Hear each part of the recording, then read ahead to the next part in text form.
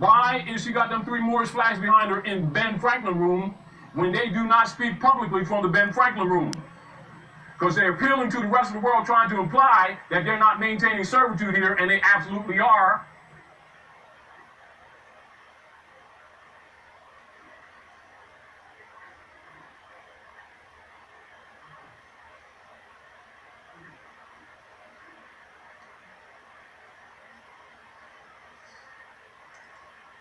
Well, let me welcome our friends and colleagues from Morocco here to the Benjamin Franklin room on the 8th floor of the State Department for this very important first session of the U.S.-Morocco Strategic Dialogue. Before I begin to address the significance of this strategic dialogue and the next step in our long relations with Morocco, I want to say a few words about the events unfolding in the world today.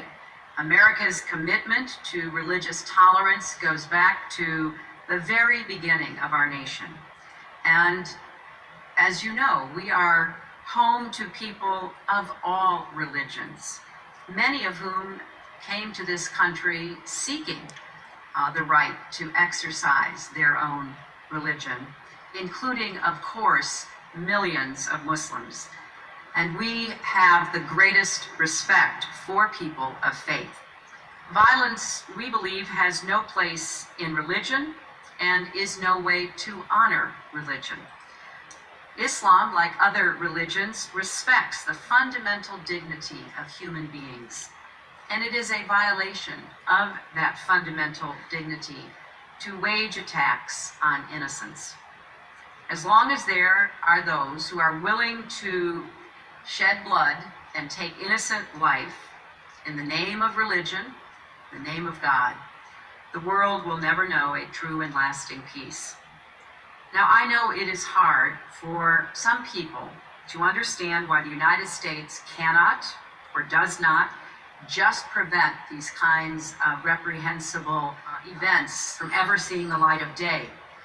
Now, I would note that in today's world, with today's technologies, that is impossible.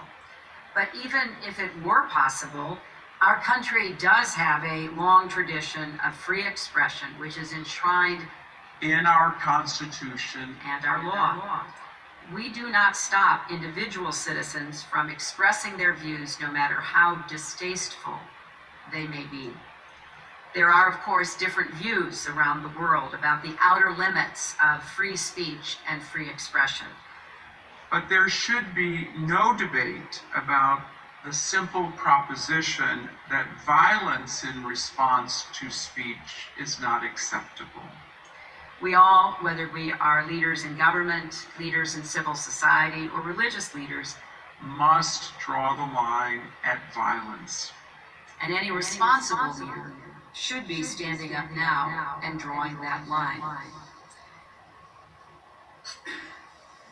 I wanted to begin with this statement because, as our Moroccan friends and all of you know, this has been a difficult week at the State Department. I very much appreciate, Minister, the condolences your government expressed to our embassy in Rabat.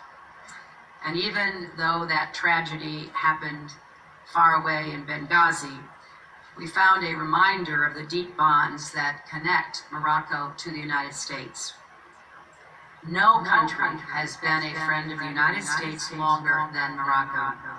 You were the first nation to recognize us back in 1777. So in the memory of fallen friends and colleagues, let us remind ourselves of the many ways in which not just our governments, but the people of our two nations have worked together to build a better future. Shit is crazy. Because they ain't told these people that they're Moors, but he's appealing to the rest of the world. Why? Because Ben Franklin was a minister plenipotentiary under Muhammad, Sultan of Morocco, when the treaty was set up, and the ordinance of 1787 before the adoption of the Constitution for setting up this government, which is not under what? Christian law. It is Muslim law. Now, this... Man.